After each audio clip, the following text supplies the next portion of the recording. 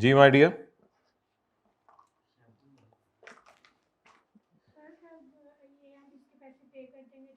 नहीं, जब पे कर देंगे दोबारा अलाउ होने वाला कोई कॉन्सेप्ट नहीं है यहाँ सेल्स टैक्स में। इनकम टैक्स में शायद है जी। परचेज नॉट पेड, परचेज अभी तक पे नहीं की, लेकिन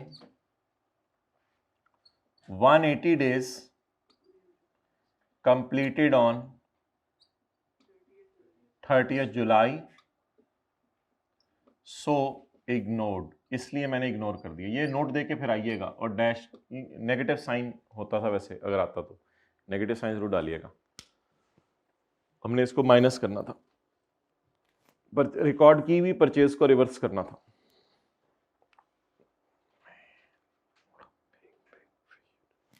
डन, चलें। अच्छा वाला सेल का डेटा चल रहा था, बीच में उसने डिफाई कर दिया कि एक परचेज भी अभी तक पे नहीं हुई। अच्छा भला बना हमारा सवाल चल रहा था। चलें आगे। ओहो भाई, एडजस्टमेंट नंबर 4 चाचू ने करवानी थी, बोल तो देते आप लोग एडजस्टमेंट नंबर 4 मिस हुई है। ये ऑनलाइन वाले बाहर निकल के आके बताना चाहते थे कि एडजस्टमेंट 4 मिस हो गई है। एडजस्टमेंट 4 पढ़े, हम तो यहां पहुंचे हुए, एडजस्टमेंट 4 आएगी थी। एक्विजिशन ऑफ अ मशीन, ये नजरों से ओझल क्यों हो जाती हैं चीजें आपकी। Acquisition of machine valued at 27,50,000, आसान सी एडजस्टमेंट थी, इंक्लूडिंग 10% मार्कअप। भाई मार्कअप कोई किसी भी चीज में पड़ा हो लेट पेमेंट की वजह से, तो मार्कअप इंटरेस्ट टाइप चीज पता नहीं है नहीं है, उसी टाइप की कोई चीज है, तो इसलिए उस पर सेल्स टैक्स नहीं लगना कभी भी। तो इसलिए वीओएस के डेफिनेशन में पड़ा था एक्सक्लूडिंग सरचार्ज, सरचार्ज है इसमें, सरचार्ज या मार्कअप पड़ा हुआ है 10%। डाउन पेमेंट उसकी हो गई है, बाकी 24 किस्तों में आहिस्ता आहिस्ता पे होने। तो इंस्टॉलमेंट सेल के केस में हमने पढ़ा था, अगर इंस्टॉलमेंट पे चीजें हमने खरीदी हैं या बेची हैं, तो जब एग्रीमेंट हुआ है उसी महीने में आपने रिकॉर्ड करनी है, आपने पैसे आने का या डिलीवरी का भी इंतजार नहीं करना। ये तो बोले ये कौन सी सेल है।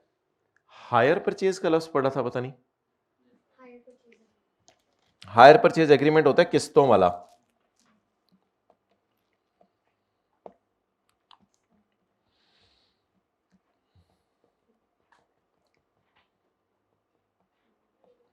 ये हमने पढ़ा था।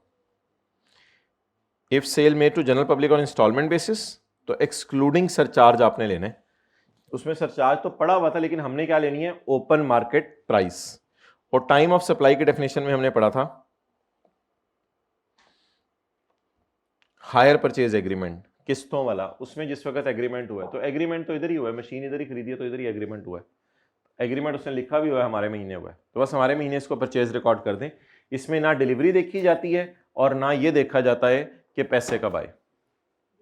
बहरहाल पैसे कब दिए, बहरहाल 27,50,000 को डिवाइडेड बाई 110 करें, मल्टीप्लाइड बाय 100, फिर वो मशीन की प्राइस निकलेगी ताकि सरचार्ज बाहर निकल जाए, फिर उस पर 18% लगाने। वर्किंग 1.1 में मशीन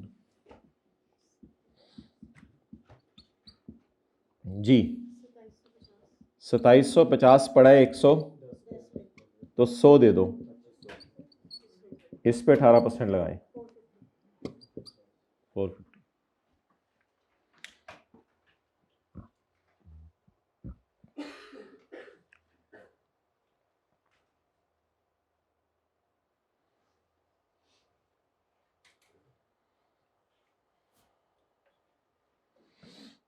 चलें आगे।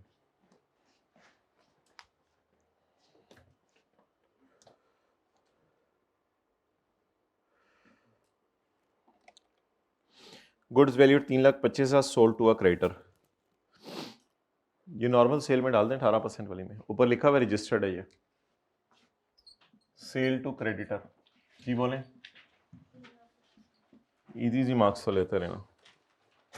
3,25,000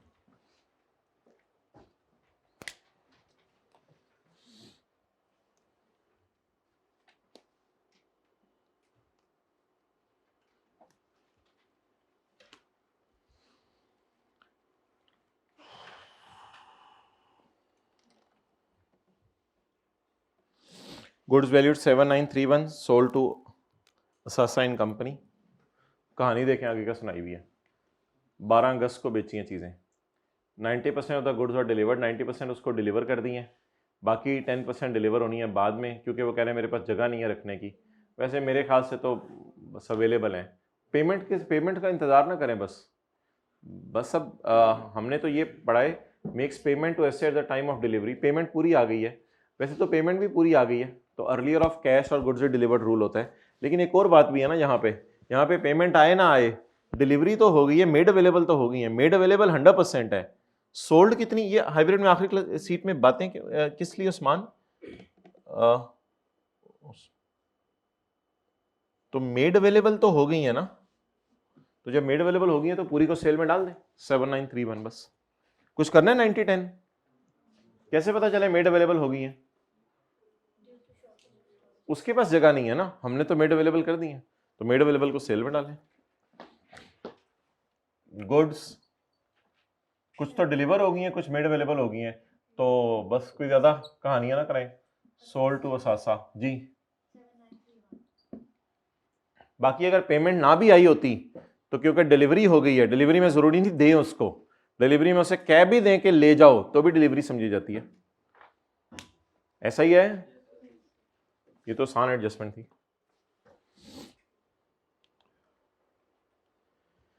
जी। 500 बोतलें शैम्पू की आपने बेच दी हैं होल सेलर को, जो आप बताएं sale to unregistered whole seller तो जानी चाहिए। अनरजिस्टर्ड जो मर्जी बंदा हो, whole seller is liable to be registered but not registered, लेकिन अनलकीली ये 3rd शेड्यूल की हैं, इसलिए इनको फर्दर टैक्स में नहीं डालना, बल्कि कौन सी सेल में डालना है? नॉर्मल सेल में। Sale of imported shampoo to wholesaler who is sale to unregistered wholesaler, यहां जाना था, बट 3rd शेड्यूल की वजह से यहां, और फिर अगर यहां चला जाता ना तो फिर 25 जमा 4 29% इस पे लगना था, 25 ऊपर और 4 नीचे, फिर तो जान निकल जानी थी। लेकिन इसको नॉर्मल सेल में डालें, sale to unregistered whole seller. आगे लॉजिक लिखें क्यों यहां डाला है, क्योंकि ये 3rd शेड्यूल की चीजें हैं। क्योंकि ये किसकी चीजें हैं? हमें कैसे पता चला 3rd शेड्यूल की चीजें हैं? जब परचेज ऑफ शैम्पू पढ़ रहे थे तो पता चला था कि ये परचेज कौन से आइटम्स की है, यहां नहीं लिखा हुआ रिटेल प्राइस का लफ्ज। आप बता दें सेल वही लें जो यहां अवेलेबल है, या सेल वो लें जो रिटेल प्राइस है? What is retail price? Retail price shampoos की यहां पड़ी हुई है 1900। Sale to unregistered wholesaler 3rd schedule जी। क्वांटिटी इनटू, याद रखिएगा 3rd शेड्यूल वालों की परचेज भी रिटेल प्राइस पे रिकॉर्ड होती है और सेल भी। बताएं 950। इस पे छोटा सा लिख लें यहां पे एट 25%, तो कोई मसला नहीं, वो एंड पे देख लेंगे इसको। अब एट 25% कोई नई कैटेगरी नहीं बनानी, वरना बड़ा काम खराब हो जाना है आपको। अगर आपने एट 25% को नई कैटेगरी बना दी ना, तो फिर इधर जो सेल टोटल जानी है, इधर वो भी आपको कुछ ना कुछ स्यापा कर सकते हैं। तो एट 25% नई कैटेगरी नहीं बनानी, बस एक यहां छोटा सा आउटपुट में हम एक चीज का ध्यान रख लेंगे, वो मैं आपको बता दूंगा क्या रखना है। तो 25% वाली सेल भी नॉर्मल तरीके से यहीं डाल दिया करें, और 25% वाली परचेज भी नॉर्मल तरीके से यहीं डाल दिया करें। और अगर परचेज यहां भी डालनी है तो यहां भी 25% वाली परचेज डाल दिया करें, कोई मसला नहीं, नॉर्मल तरीके से चले।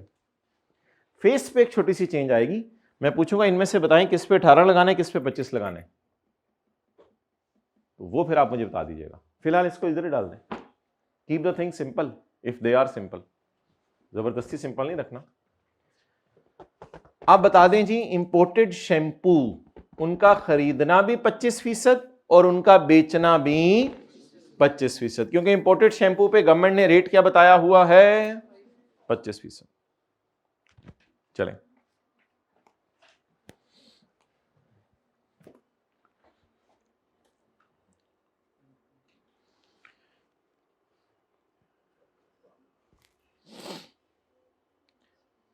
सेल टू एंड कंज्यूमर, ये तो अनरजिस्टर्ड नहीं है, ये तो ही is not liable to be registered. Sale to end consumer तो मशहूर जमाना एडजस्टमेंट है हमारी पुरानी बचपन की। 570, नो फर्दर टैक्स में डालनी है। ये तो आसान सी एडजस्टमेंट थी।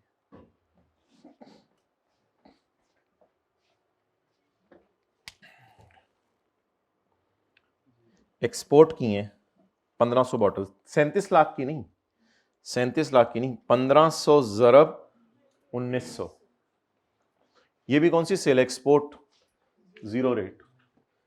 अब जगह नहीं है इधर, छोटा सा करके इधर ही लिख लेते हैं। 1500 into 1900।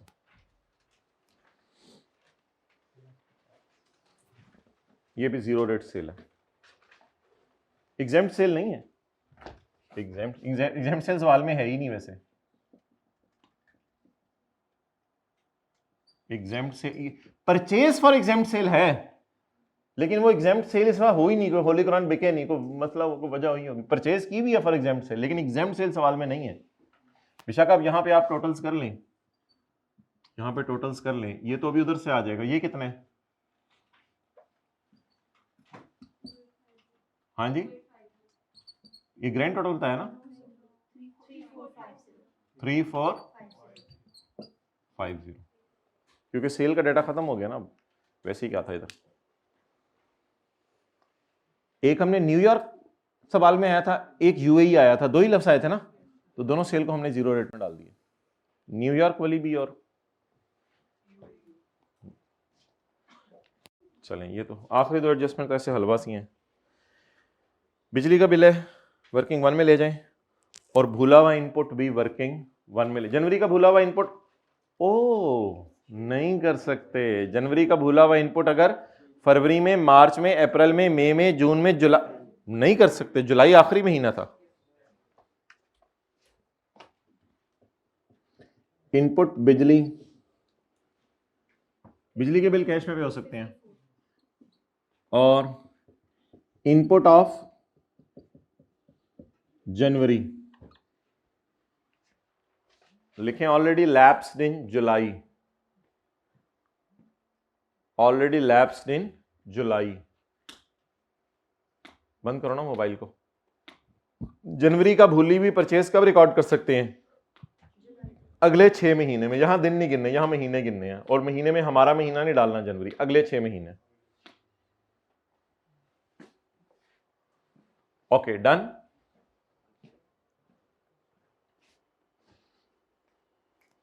Unless otherwise specified, all payments are cross-checked. Moreover, all the figures are excluding sales tax, except where it is specified otherwise. तो specify करता ना फिर कि कौन सी 25% है। ये भी बताता sales tax is payable at the rate of 18%। यहाँ बताना चाहिए था इसको कि सम गुड्स पे 25 भी है। तो 25% वाली कोई साइंस नहीं है भाई। परचेज में भी 25 पे डाल दें और सेल में भी 25% डाल दें, और अब टोटल्स कर लें। फर्दर टैक्स वाली कोई है या कोई नहीं है?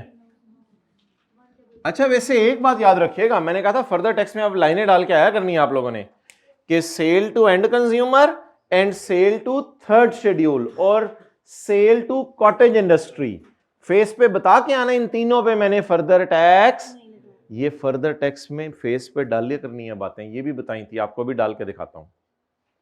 ओके, अब मोहतरम सबसे पहले किसका टोटल करते थे? वर्किंग 1 का। सबसे पहले किसका टोटल करते थे? वर्किंग 1 का। ठीक है, वर्किंग 3 का कर लें। कितने? ये फर्दर टैक्स वाले तो 0 है। 10024 10024 जी। Working 1 227।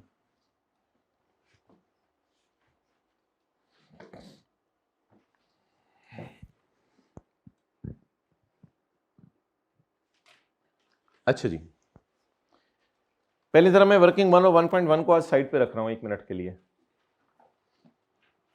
This purchase is for taxable sale. तो हमने तो ये फिगर ही यूज करनी है ना, इसको मैं मिटा देता हूं ताकि हम इधर खुला खुला करें। बाकी किसी ने तस्वीर खींचनी हो तो तस्वीर तो फिर भी खींच ही सकेगा।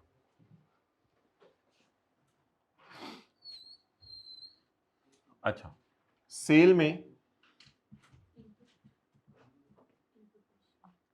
इनपुट मशीन, इनपुट है ये 227, ये तीनों में पोर्शन होता है। और ये है, ये देखो ना यार, एक मिनट दे दो, ये 227 तीनों में पोर्शन होता है, ये 450। अच्छा, अब एग्जेम्प्ट सेल तो हमारी है नहीं, एग्जेम्प्ट सेल तो हमारी है नहीं।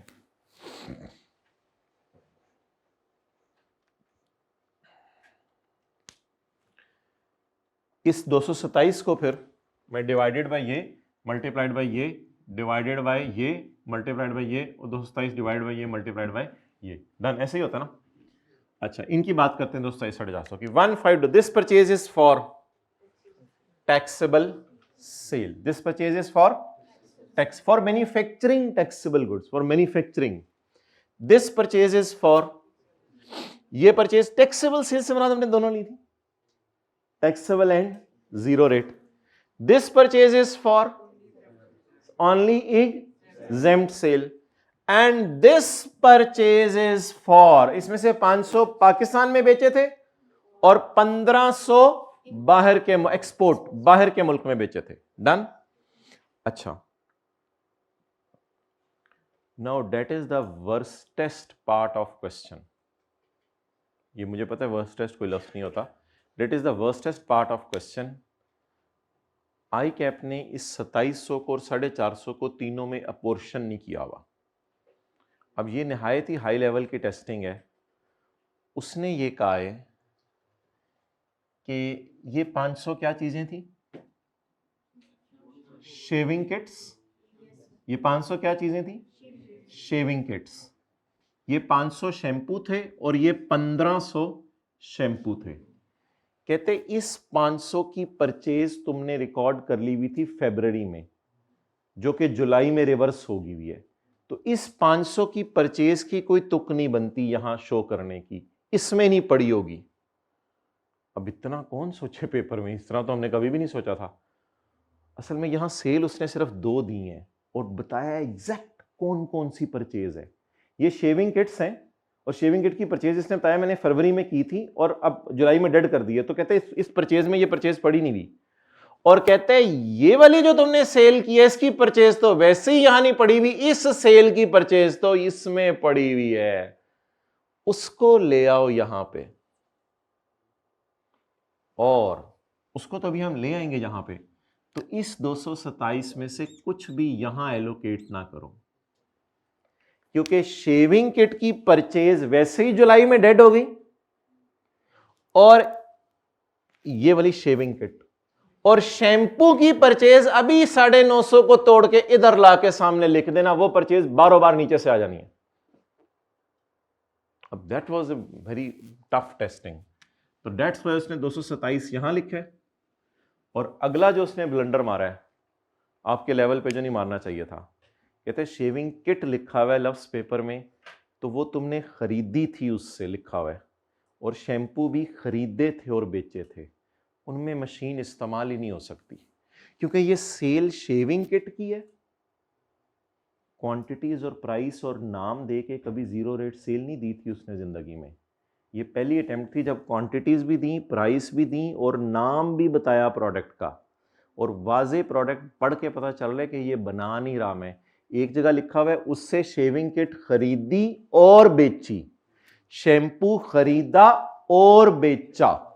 अब वो कहता है ये मैन्युफैक्चरिंग में इसकी मशीन भी इस्तेमाल नहीं हुई, तो 450 को तीनों में एलोकेट ना करो, 450 सारा का सारा यहां लिख दो।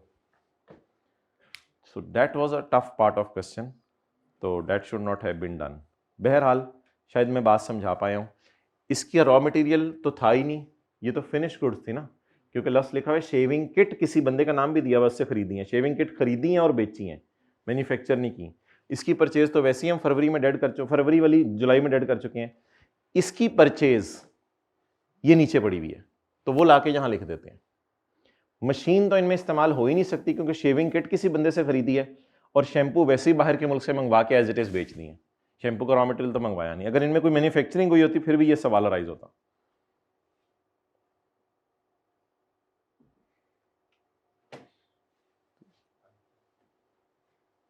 तो ये था बस। अब इन परचेजेस को देख लें, ये परचेज फॉर टैक्सेबल सेल है। अब अगेन जीरो रेट सेल में तो जीरो रेट सेल की तो और ये रॉ मटेरियल परचेज है, ये रॉ मटेरियल परचेज है, ये फिनिश गुड नहीं है, ये रॉ मटेरियल परचेज है।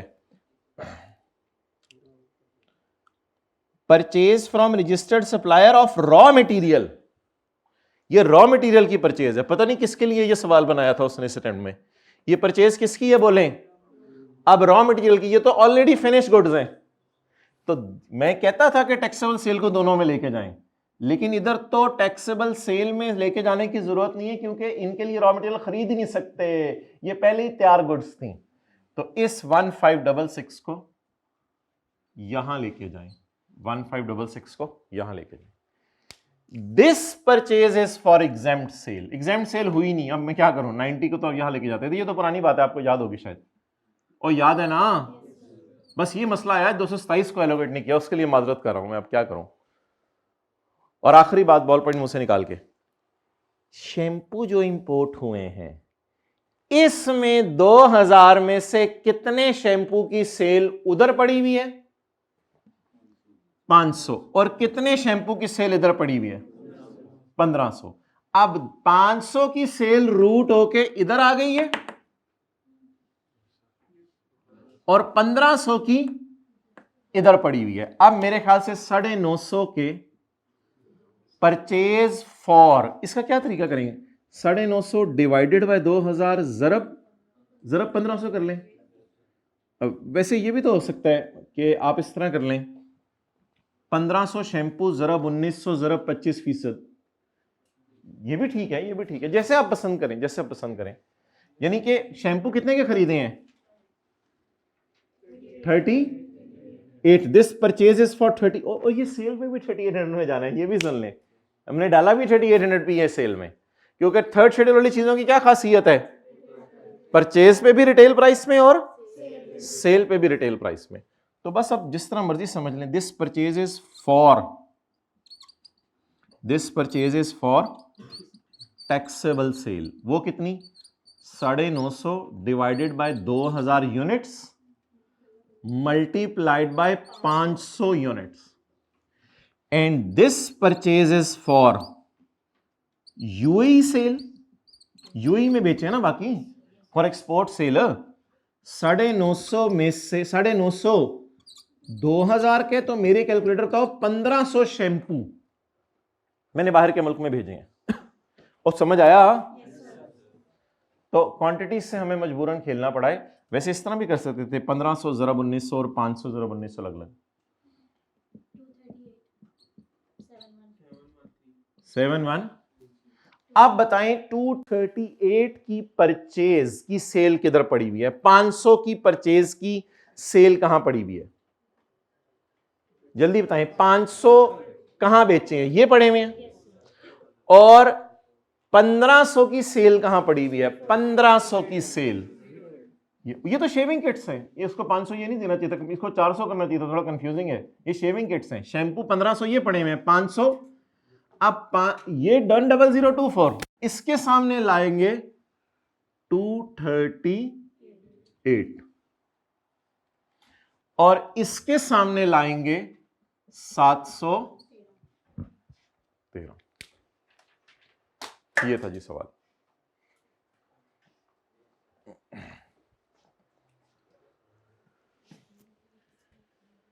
अच्छा वैसे चले आपसे लॉजिकल सी बात पूछ रहा हूं, इधर देखें, मैंने शैम्पू कितने खरीदे? 2000। सवाल ने आगे जाकर बताया 1500 पाकिस्तान में, 500 पाकिस्तान में बेचे, 1500 बाहर बेचे। तो मेरे ख्याल से जब सेल आप दो अलग अलग जगह लेके जा रहे हैं तो फिर उनकी इनपुट भी दो अलग अलग जगह लेके जाए ना, ये थोड़ी सी एक थी calculation. Anyways I will say 50% marks were still there in this question. Okay done. चलें अब जो है वो ये टोटल्स करवा दें। 203। असल में मसला ये होता है ऐसे सवाल कराने के बाद ना नॉर्मल सवालों में भी बच्चे शायद मशीन इसमें इस्तेमाल ना हुई हो, पता नहीं ये मशीन कहाँ इस्तेमाल हुई होगी। तो दोबारा आई कैप ठंडा हो गया प्लीज प्लीज। पता नहीं आप किस दीवाने ने पेपर बनाया था। असल में आप अंडू नहीं कर सकते ना, वो क्या ये सवाल डिलीट कर दे, जब आ चुके हैं तो मार्केट में आ चुका है। फिर इसी टाइम में भी लोगों ने गोल्ड मेडल लिए, बता रहा हूँ। इसी टाइम में ये नहीं आया कि हमने कहा था कि सेल्स टैक्स का सवाल ऐसा है इसलिए हमने गोल्ड मेडल रोक लिया। तो गोल्ड मेडल वाले को भी 10-12 आगे होंगे, इसमें 13 आगे होंगे, चलो बाकी सवालों में तो नंबर आगे होंगे ना, तो परेशान ना मांगने। आप लोगों जैसे ही लोग गए थे। ओके सरू में, अच्छा तो बरकत वाला है। अच्छा अब मुझे ये बताए कि न्यूमेरिकल का फेस कैसे सॉल्व होगा। न्यूमेरिकल का फेस वो मशहूर जमाना, नजरों की हिफाजत करें बस। ये लाल मार्कर से ये सारा लाल में, ये सारा और टिकू, और एक वो इनपुट को ब्रॉड फॉरवर्ड है ही नहीं आज सवाल में। डन। लेकिन ना आज मैं एक और टिक लगा रहा हूं, वो ये वाला भी है। सेल, इस सेल पे 25% लगाना है। इस सेल पे आज नया टिक्कू आया, लाल टिक्कू मार्केट में। परचेज पे तो लगा चुके हैं 25, परचेज की टेंशन ना लें, परचेज पे लगा चुके हैं 25। टेंशन किसकी हुआ करेगी? सेल की। आप बताएं जी सेल कितनी पकड़नी है? यहां से पकड़ लूं 10024 या यहां से पकड़ लूं? यहां से पकड़ लूं, फिर मुझे पता नहीं होगा कि इसमें क्या क्या पड़ा हुआ है। अगर 10024 यहां से पकड़ा तो फिर मैंने तो 18 इस पे लगा देने, मेरा पता भी कोई नहीं, मैंने 18 इस पे लगा देने। तो यहां से ना पकड़े, बेहतर है सेल यहां से पकड़े। लेकिन इस सेल 25 कोई ऐसी चीज नहीं है जो नीचे जाके लगानी है, 25 फेस पे ही लगेगी। इसका रेट 18 की बजाय क्या है? 25। तो जिस तरह सेपरेट ब्लॉक इनकम्स नहीं करते थे कि इसमें पड़ी में इसमें से सेपरेट ब्लॉक इनकम माइनस करके सेपरेट रेट लगा दो, so that is sort of separate block income. अच्छा जी, मेरे ख्याल से आप पेपर में ऐसे कीजिएगा 10024 माइनस 950, लेटेस्ट टाइम के सवाल में भी ऐसे ही हुआ है, into 18% plus tax on dividend लिखते थे ना, plus tax on dividend, tax on separate block. तो इसको माइनस कर दे, माइनस करके नीचे ले आए, माइनस करके नीचे ले आए, माइनस 950 इंटू 20, और आप बड़ी वाली ब्रैकेट लगा दें 18। So sort of a difference in calculation of output today.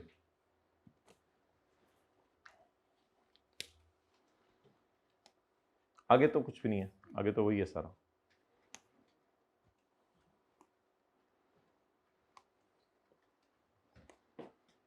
Okay, less input, lower of actual 20, 90% of 187, 1684।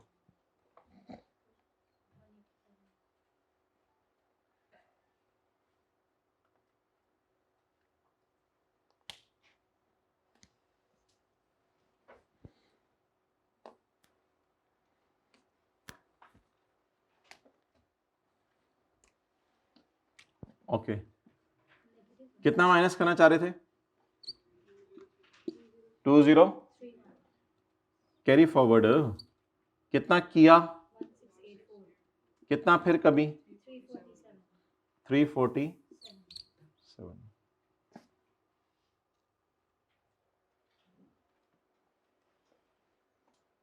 जब आपका होमवर्क है आज, जो मेन सवाल है परसों के लिए, तो जो मैंने सवाल बता दिए वो है सेल्स टैक्स का लेटेस्ट टाइम का न्यूमेरिकल, और उसको इंशाल्लाह जो है ना हम कल मैं कोई वीडियो उसकी अपलोड कर दूंगा।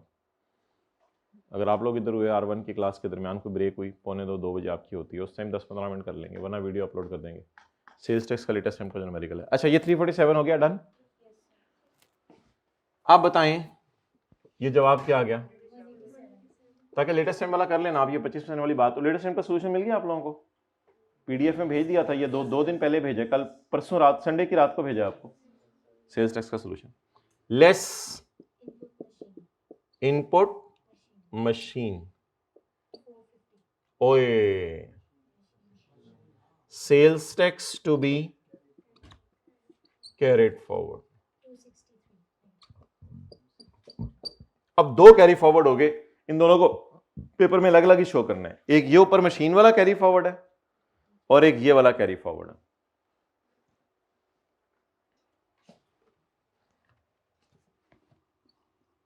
कैरी फॉरवर्ड कितना 18, अच्छा 2031 जी 347। अच्छा जी आप बताएं मुझे, हाँ ऐड फर्दर, चलिए ऐड का लफ्ज़ ना लगाएं क्योंकि उससे नेट नहीं करना, फर्दर टैक्स। अब मैंने ये देखा है कि आई कैप अलग अलग लाइनें डाल रहा है। Sale to end consumer no further tax, sale of third schedule item no further tax, sale to cottage industry no further tax. इस सेंटेंस में शायद उसने अलग अलग लाइनें डालना शुरू कर दी हैं, इतना जज्बाती हो गया है। फर्दर टैक्स, हमारे सवाल में तो सेल टू एंड कंज्यूमर है और sale of third schedule item. तो sale of third schedule items, बस इस तरह ही लिखना, आगे फिगर फुगर कोई नहीं लिखनी, और सेल टू एंड कंज्यूमर। असल में देखना ये कोई फिगर है ही नहीं इस पे 4% लगाने, लेकिन कौन से अनरजिस्टर्ड बंदे थे जो अनरजिस्टर्ड उसने बोल देता है, कभी कभी एंड कंज्यूमर को भी कभी कभी अनरजिस्टर्ड बोल देता है और थर्ड शेड्यूल वालों को भी अनरजिस्टर्ड बोल देता है, हालांकि उनके लिए लायबल नहीं है अपने। तो बस अब इसका टोटल करें, that is 0, that is payable to government. एक चीज रह गई वो बता दें, रिफंड ऑन 0 रेट। जी बोलें 713।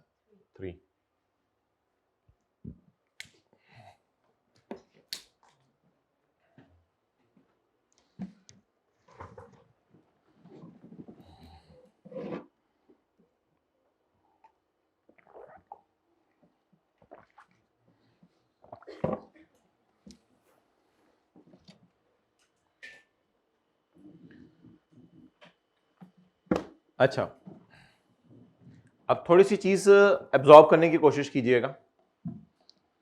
0 रेट सेल हमारी 2 थी। जी भाई क्या सवाल है? हाँ जी क्या था, गायब हो गया था? रजिस्टर, दैट्स भाई इनकी वीडियो चेक करवाएं पहले, और जो बच्चे बैठे हुए हैं वो भी जरा अपने बैग्स में एक दफा एहतियातन देख लीजिएगा। जी जी ओके ठीक है, कोई हाथ खड़ा कर दे किसी का रजिस्टर अगर नीट बना हुआ है। किस पूरे सेशन का चाहिए? ठीक है, कौन बच्चा हाइब्रिड में इनको अपना रजिस्टर दे देगा सही बना हुआ है तो? इधर फिजिकल में कोई बता दे, हाथ खड़ा कर दे, रजिस्टर किसी का अच्छा बना हुआ है। जी आपका बना हुआ है, सही बना हुआ है, आप दे देंगे भाई। ये क्लास के बाद आ जाना इधर। आपका नाम? तलहा भाई है, ओके। अच्छा मोहतरम, एक चीज अब मैं आपको बताने लगा हूं।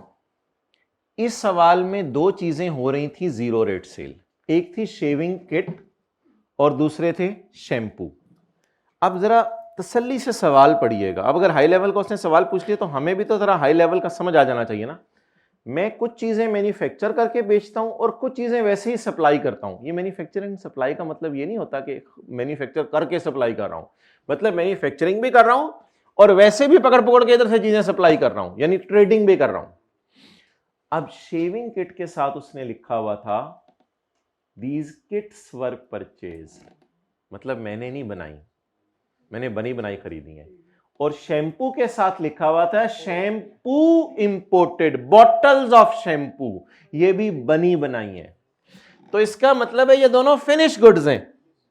अब इस परचेज में इनकी परचेज क्यों नहीं पड़ी हुई? क्योंकि इसकी परचेज शैम्पू की हमने नीचे डाल दी है और इसकी परचेज ऑलरेडी पिछले महीने डेड हो चुकी है, इसलिए इस परचेज में मैंने इसकी परचेज 0 एज्यूम की। ये टफ पार्ट था, हालांकि हम वर्किंग 1 को तीनों में तोड़ते होते थे बचपन से। और मशीन इनमें क्यों नहीं इस्तेमाल हुई? वो तो 2 अल्फाज मैंने आपको पढ़ा दिए हैं, kits were purchased and imported bottles were purchased. इसलिए ये assumption लेना भी फेयर था कि मशीन इनमें इस्तेमाल, वरना आपको आदत पड़ी हुई है ये वाला, ये जो मशीन खास होती थी ना उसके साथ लिखा होता था परचेज ऑफ मशीन फॉर, उस मशीन को हम यहां डालते थे। लेकिन आज मैंने क्यों 450 को इधर रख के सिर्फ इधर डाला, क्योंकि आज ये दोनों चीजें भी बोले शैम्पू मैन्युफैक्चर नहीं हुए और किट मैन्युफैक्चर नहीं हुए। हाँ जी, नहीं नहीं नहीं नहीं नहीं, इस तरह तो ना करें ना, फिर बॉटल वो तो फिर पाकिस्तान से ले लेते कोई हल इस तरह मतलब तो नहीं फिर। और वैसे भी फिर जो जब 3rd शेड्यूल में जानी है और 25% लगना है तो वो तो फिर शैम्पूज पे लगना है, बोतलों पे तो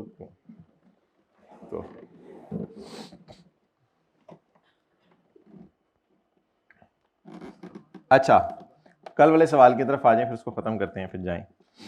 पेज नंबर बताएं कौन सा है।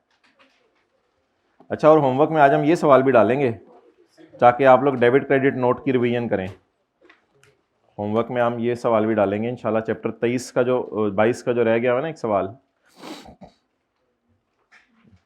जिसमें ये, हाँ रिवीजन के लिए मैं आपको सवाल बता दूंगा, चले आज ही बता दूंगा इंशाल्लाह। ये जो सवाल है डेबिट क्रेडिट नोट का हमारा पेज 643 पे रहता है, थ्योरी का सवाल, इंशाल्लाह करेंगे सारी चीज़ें। चलिए रिवीजन तो आपको भी फ़ायदा होगा इधर आने का, ये कोई नुकसान नहीं होगा इधर आने का इंशाल्लाह आपको। ओके, निकालें जी, चैप्टर नंबर कौन सा है? 18। आज अच्छा खासा टाइम हमने लगा दिया चैप्टर 15 पे, 1 घंटा हमारा ज़ाया हो गया है। नहीं हमारा ज़ाया हुआ है माय डियर, मेरा मैं कह रहा हूँ, आप लोगों का तो यूटिलाइज हुआ है। अच्छा मोहतरम,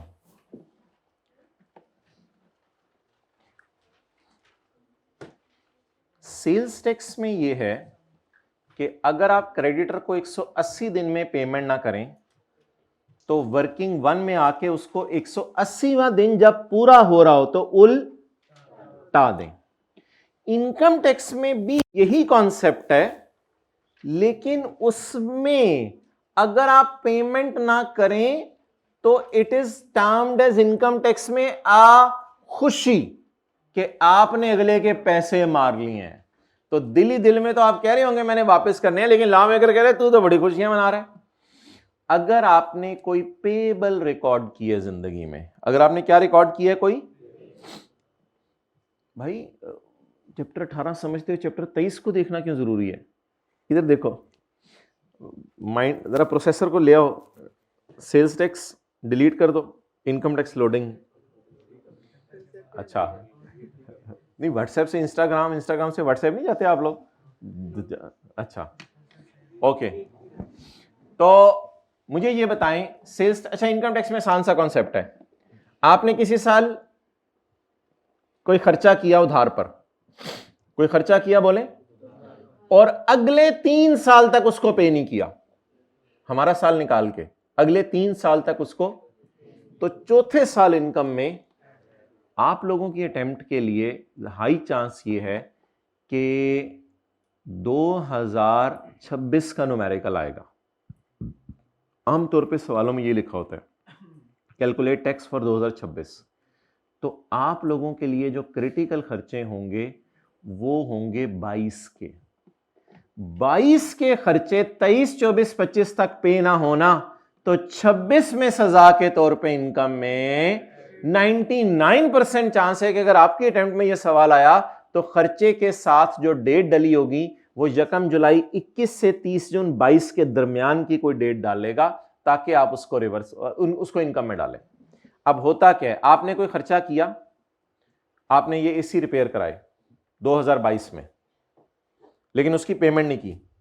2026 में गवर्नमेंट कहती है हमने 22 में इंतजार किया, 23 में, 24 में, 25 में, आपने पेमेंट नहीं की, मुझे नहीं लगता आपने पेमेंट करनी है। 26 में जाके जब कंफर्म हो जाए आपने पेमेंट नहीं की, तो 26 के न्यूमेरिकल में आपने वर्किंग 1 में जाके उसे ऐड कर देना है। ये बहस मैं नहीं कर रहा, वर्किंग 1 में नेगेटिव भी गवर्नमेंट को फायदा होता है, और बिजनेस में वर्किंग वन में ऐड करना गवर्नमेंट को फायदा होता है। कोई क्लास के बाद आके ये ना पूछने लग जाए वर्किंग वन में आप नेगेटिव कर रहे थे और बिजनेस इनकम में आप ऐड कर रहे हैं, दोनों पे गवर्नमेंट को खुशी होती है। ये आप बातें भी मेरे से ना करें, क्योंकि इनपुट की फिगर फेस पे जाके माइनस होनी होती है, तो वो उसमें से कोई चीज लेस हो जाए तो छोड़े परे इस बहस को। अच्छा, आप बता दें 2022 के अंदर अगर मैंने कोई खर्चा किया है और 2022 में उसको पे नहीं किया, तो गवर्नमेंट सजा क्या देगी? 23 का इंतजार करेगी, 24 का, 25 का। 25 में भी पे ना करूं, 26 में भी इंतजार ही करती है। 26 में भी पे कर दे तो खैर है, लेकिन अगर 26 तक पे नहीं किया तो चौथे साल इनकम में डाल देंगे। अब पढ़ें, एक लफ्ज लिखा हुआ था पीजेसीज लाइबिलिटीज इंक्लूड। लाइबिलिटीज का मतलब होता है, बोलें still unpaid, still unpaid. PJCs liabilities यानी कि अनपेड इंक्लूड 14 मिलियन और 17 million in respect of purchase of 2018 and 2019। बेटा 18 से धोखा ना खाना। लेक्चर 1 लिया था आप लोगों ने हमारे सिलेबस का, लेक्चर 1 लिया था। ये किस साल की पेमेंट, ये किस साल का खर्चा है? 2000। इसमें महीने या दिन नहीं गिनने, इसमें साल असल में गिनने हैं। आप बताएं 2018 में मैंने कितना खर्चा किया था?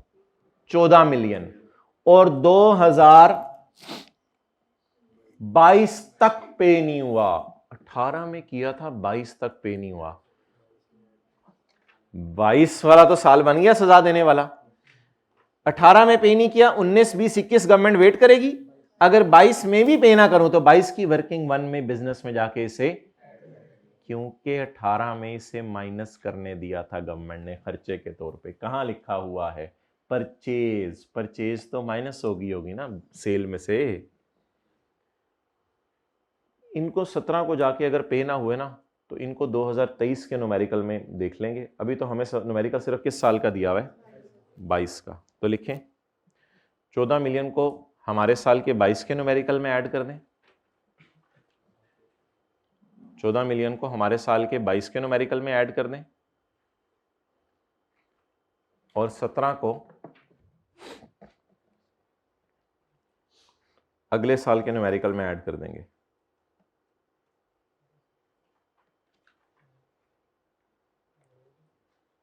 सत्रह को अगले साल के न्यूमेरिकल में ऐड कर देंगे।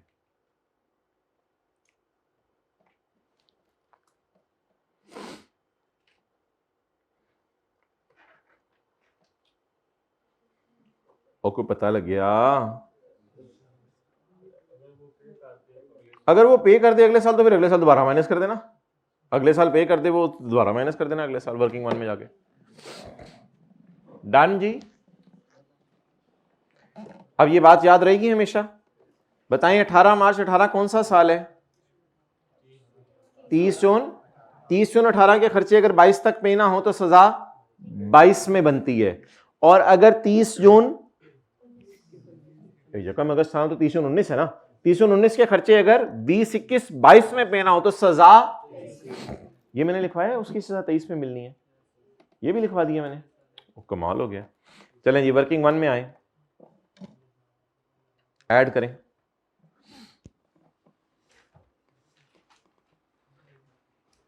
Unpaid liabilities of only 2018 and 2019। 2019 को इग्नोर करें, 2018 की एड बैक कर दें।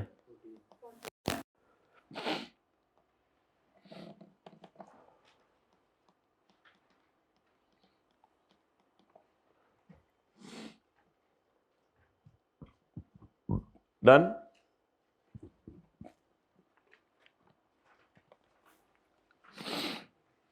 During the year, outstanding financial charges of 28 lakh were waived by bank on rescheduling a loan. अच्छा, ये है किसी ने हमारा खर्चा माफ कर दिया, इसमें साल नहीं देखा जाता। इस तरह का कॉन्सेप्ट सैलरी के चैप्टर में पढ़ा था। एम्प्लॉयर ने एम्प्लॉय का लोन माफ कर दिया, यही कॉन्सेप्ट यहां है। अब मेरा बिजनेस का न्यूमेरिकल है। बिजनेस में वापडा वालों ने हमारा बिजली का बिल 10 दिन का माफ कर दिया, जाओ यार नए कैंपस में ज्यादा भी ले लेंगे, छोड़ो परे। या बिजनेस में किराएदार ने हमें 5-10 दिन का किराया माफ कर दिया, लेकिन एक बार याद रखिएगा, इसको इनकम में तब ऐड करेंगे जब वो खर्चे में गया था। ठीक है, तो कोई बंदा भी हमारे कोई खर्चा माफ कर दे तो उसको इनकम में क्या कर दीजिएगा, ऐड कर दीजिएगा। इसमें चैप्टर का पहला सफ़ा था, एक डेफिनेशन थी benefit. Benefit includes any waiver, यानी कोई भी माफ़ कर दे। तो बीइंग अ बिजनेसमैन आपकी हज़ार चीज़ें माफ़ हो सकती हैं यार, हज़ार चीज़ें माफ़ हो सकती हैं। कोई इलाके वाले हैं, इलाके वाले एनवायरमेंटल टैक्स लेते हैं आपसे, यार ये तुम लोग पार्क को ख़राब करते हो, ये करते हो, वो इलाके वालों ने आके माफ़ कर दिया, आपको खुशी हो जाएगी। किसी साल आपने जो है वो बिजली का बिल रिकॉर्ड कर लिया 10,000, वापडा वालों ने कहा यार 2,000 वापस ले लो, गलत बिल बन गया था। तो कोई भी खर्चा माफ हो जाए तो इसे हमने नाम पढ़ा था चैप्टर 4 में, रिकूप्ड एक्सपेंडिचर भी नाम दे सकते हैं इसको। कोई भी खर्चा आपको वापस मिल जाए ना, वेव हो जाए, सॉर्ट ऑफ, वापस तो नहीं मिलेगा, वापस में तो पेमेंट आती है आपके पास, मतलब वेव हो जाए, माफ हो जाए। आपने कोई कॉलेज वालों को आपने फीस देनी थी, 3,000 रुपये रहती थी, कॉलेज वालों ने माफ कर दी, नो डेट इज अ खुशी। पढ़े जरा, आप शायद समझ आ जाए। During the year outstanding payable थे 28 लाख रुपए। ये वो नहीं है कि अभी तक पे नहीं किए, 3 साल गुजर गए, यहां लिखा हुआ करेगा आउटस्टैंडिंग वर वेव्ड। ये जो शाम को क्लास कराई थी पार्ट बी अभी, उसमें जो अगले सफे के ऊपर लेटेस्ट टाइम के पहला पैरा लिखा हुआ था, उसमें भी यही था कि हमने कोई अपना किराया देते थे, लेकिन वो किराया देना अब हमने क्या कर दिया, सॉरी बंद कर दिया, लेकिन अगले ने आके माफ कर दिया। तो हमारा कोई खर्चा माफ कर दे, कितना खर्चा माफ किया है, ये खर्चे में डाला था 2020 में, अब इसमें साल नहीं गिनने होते, बस जब भी ऐलान हो जाए, जब भी रिकूप हो जाए, इसको इनकम में डाल दें। तो सिंपल रूल लिखें, जब भी कोई बंदा हमारा पुराना खर्चा माफ कर दे, तो जब माफ करेगा इनकम में डाल दें। जब भी कोई बंदा हमारा पुराना खर्चा माफ कर दे, जब माफ करें इनकम में डाल दें।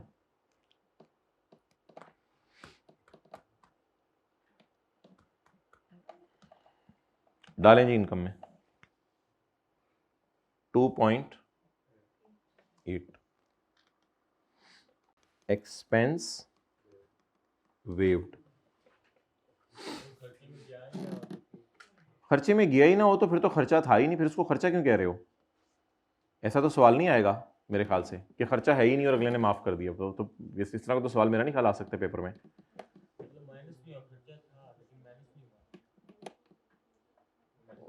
हाँ, तो फिर क्यों ऐड करना है?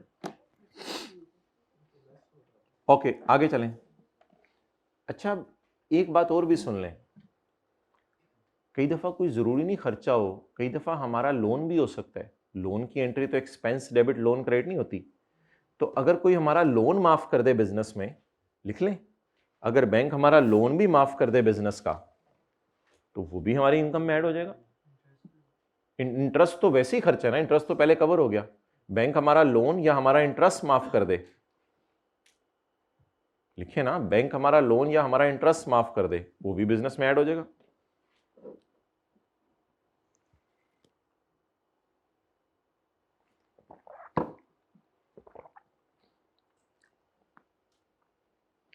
अच्छा जी, टैक्स डेप्रिसिएशन कितनी है? 48 मिलियन। किसके अलावा? प्लांट के अलावा। प्लांट तो वैसे भी अदर सोर्स में इस्तेमाल हो रहा था ना कल, तो टैक्स डेप्रिसिएशन माइनस कर दें, आपको पुराने साल के लॉसेस भी नहीं है, अभी तो टैक्स डेप्रिसिएशन ऐसे ही माइनस कर दिया, अकाउंटिंग डेप्रिसिएशन ऊपर ऐड कर दी हुई है हमने, लेस करें टैक्स डेप्रिसिएशन, बोलें जी। 48 डन। तो थोड़ा थोड़ा कॉन्फिडेंस बन रहा है, न्यूमेरिकल्स पे हो जाएंगे आधा आधा पेपर में। आई कैप तो आधा ही चाहता है वैसे, पता नहीं क्या है, कुछ लेवल बने आई कैप का 70-80% सॉल्व करो। अच्छा मोहतरम, अब टाइम की कमी की वजह से हमारी जो है वो जो एडजस्टमेंट्स रह गई हैं वो 2 रह गई हैं, तो इनको हम इंशाल्लाह अगली क्लास में आपको एक्सप्लेन कर देंगे। इसका वैसे ये सुन लें, Akash entered into a derivative, Akash sold contract. तो मैं आपको बताऊंगा कि ये चीज़ें नहीं बिकी, ये स्पेक्यूलेशन है, रजिस्टर बंद नहीं करना, ये चीज़ें नहीं बिकी, ये स्पेक्यूलेशन है। सोल्ड कॉन्ट्रैक्ट, सोल्ड कॉन्ट्रैक्ट का मतलब होता है कॉन्ट्रैक्ट ही बेच दिया, चीज़ें नहीं बेचने की साइड पे गया। तो खोलें working, working number 5, income from business speculation, बोलें 30-23, ये फिर हम आपको बता देंगे क्यों स्पेकुलेशन है, छोड़े पर खैर है, बस सोल्ड कॉन्ट्रैक्ट अंडरलाइन कर लें, सोल्ड गुड्स या सोल्ड कॉन्ट्रैक्ट, तो इट इज, इसका मतलब होता है कि नो डिलीवरी टुक प्लेस। आगे चलें, Akash and capital gain on plot, बताएं जी, capital gain on plot, income from separate block कितना 20 मिलियन। बाकी वो होल्डिंग पीरियड देखना पड़ेगा टैक्स निकालते हुए, ये तो आप बड़े हो गए हैं। अच्छा जी, और शेयर्स बेचे हैं प्राइवेट कंपनी के, इनकम फ्रॉम नॉर्मल रिजीम कितना 3.6। ये टोटल करें तीनों का, क्यों इनका क्यों टोटल करना है, ये तो न्यूमेरिकल के फेस पे जानी है बस। 20 उधर बड़ा मार रहे हैं तीनों, इन तीनों को टोटल क्यों करना है, क्या फायदा है, मैंने कहा था। अच्छा ठीक है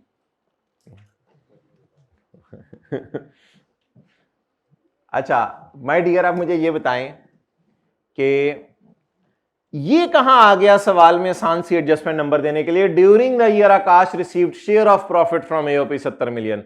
आकाश को share of profit from AOP आ गया, कोई मसला नहीं, share of profit from AOP, कम वाली इनकम हम निकालते हैं अभी, और ज्यादा वाली इनकम और कम वाली इनकम के दरमियान में 70 को डाल देंगे। ये वैसे भी शेयर ऑफ प्रॉफिट इंडिविजुअल के न्यूमेरिकल के लिए रेलेवेंट होता है। वो सबा, उमर और जुनेद वाला पता नहीं न्यूमेरिकल किया था, तो सबा वाला जब सॉल्व किया था तब ये शेयर फ्रॉम एओपी चाहिए था। सुहेल खालिद काजी वाले में जब सुहेल का न्यूमेरिकल शुरू किया था तो ये किसी एओपी से मुझे शेयर मिला तो ठीक है, इसके न्यूमेरिकल में मैं डाल दूंगा।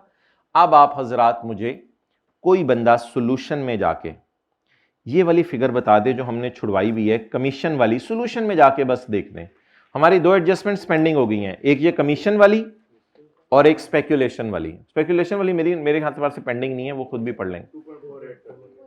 नहीं, मैंने सोल्यूशन में इधर कितना ऐड किया हुआ है, 2.4 किया हुआ है। चलें टोटल करवाएं,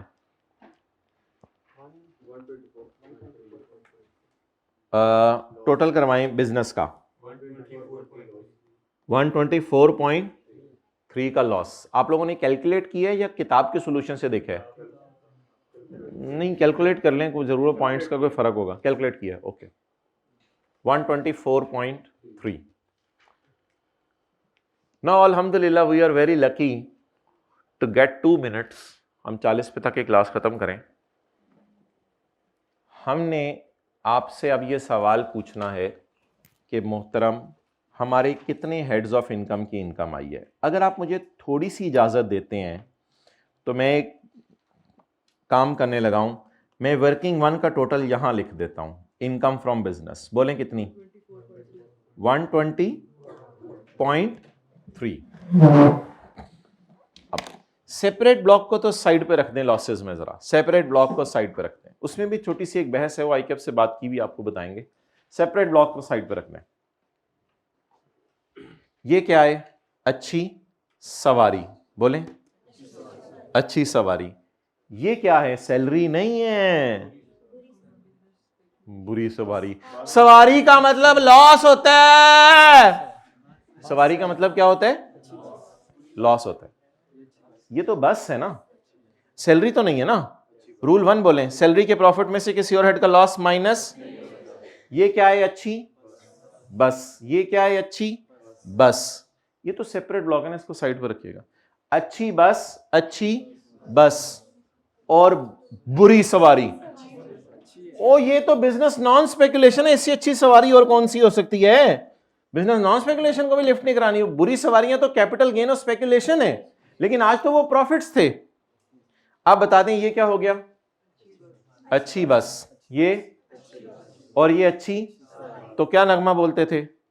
अच्छी अच्छी बसों में अच्छी अच्छी सवारियां। अब मैं न्यूमेरिकल का फेस आपको दिखाने लगा हूं सॉल्यूशन से। उसमें क्या हुआ होगा? 23 जमा 3.6 टोटल करके लोर लोर लोर और कसूर कसूर कसूर कसूर मियां वाली, और फिर माइनस करेंगे 124 पॉइंट। अदर सोर्स भी है, कितनी है? कौन सी वर्किंग थी? 6.4। ओके, वो भी अच्छी बस है, वो भी अच्छी बस है। वो कौन सी वर्किंग थी? वर्किंग नंबर 4 कितनी? तो अच्छी बस, इनको उठाएं ना, इनको उठाएं, सी हो रहा है, अच्छी बस, अच्छी बस, अच्छी बस, ये तो सेपरेट ब्लॉक है ना, और अच्छी सवारी। तो अब हम सॉल्यूशन में जाके देखते हैं कि चैप्टर नंबर कौन से? 18।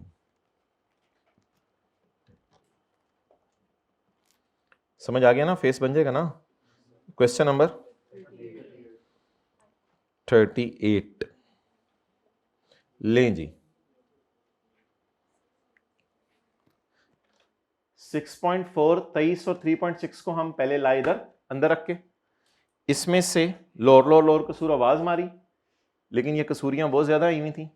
ये बिजनेस का लॉस अगले 6 साल तक इधर 0 आ गया।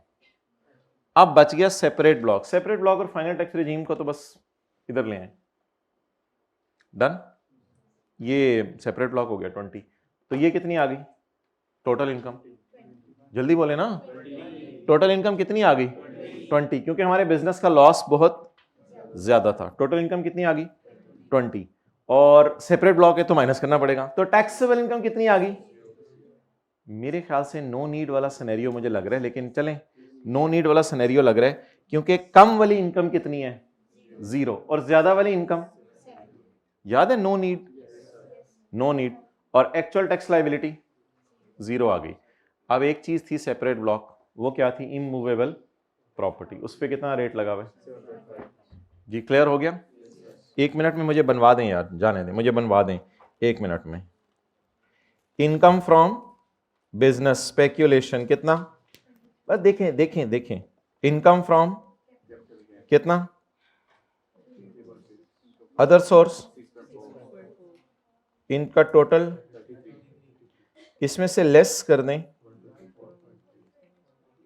जवाब 0। अभी फेस चल रहा है, सेपरेट ब्लॉक इनकम है तो सेपरेट ही रखें इसको, 0। जवाब क्या आ गया? यहां से दोबारा माइनस कर दें, अब ज़कात वगैरह तो है नहीं, taxable income, add share from AOP. अब बता दें ये क्या आ गया? 70। कम वाली इनकम, इसका नाम रखते थे टैक्सेबल इनकम, इसका नाम रखते थे taxable income for rate purpose. Add share from AOP, taxable income for.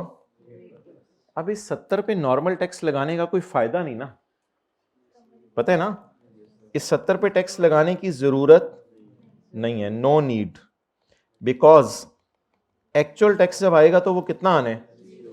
No need divide by 70 multiplied by is equal to 0, और ऐड कर देने tax on separate block. Clear? हाथ खड़ा कर दें, ठीक है, चलें जाएं। मंडे को इंशाल्लाह 8 बजे मिलते, वो मंडे को नहीं सॉरी परसों 8 बजे मिलते हैं इंशाल्लाह। फिलहाल तो कल जो सवाल मैं डिस्कस करूंगा 10-15 मिनट की रिकॉर्डिंग आपको भेजूंगा, वो कौन सा होगा?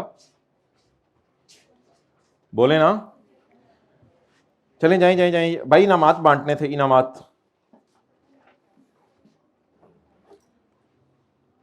जाए जाए, जिन्होंने ये पिछले क्विज के अंदर लिए थे, रखो इधर डब्बे लाके, उठते जाएं उठते जाएं उठते जाएं, जल्दी जाए, जिनका इनाम नहीं है उठते जाएं। कौन है नाम, किधर है नाम, जल्दी बताओ।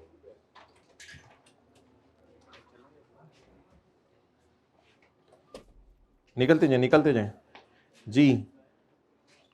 162913 बैठे हैं, 16 जवेरिया रफीक, फिजिकल में या हाइब्रिड में? कौन है, किधर है भाई? ये दे दें जाके इनको, इनको बोल के हाँ, अब्दुल्ला रफीक किधर है? माशाल्लाह, अब्दुल्ला रफीक को दें जाके नाम।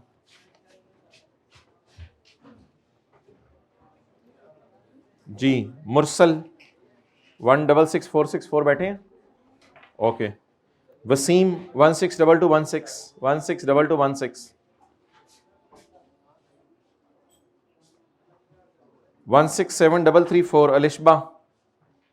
अलिशबा मौजूद है? तानिया 164700 ले जाओ। हिफ्जा 166985 फर्स्ट रो में 166985। चलो बाकी R2 में ले आओ।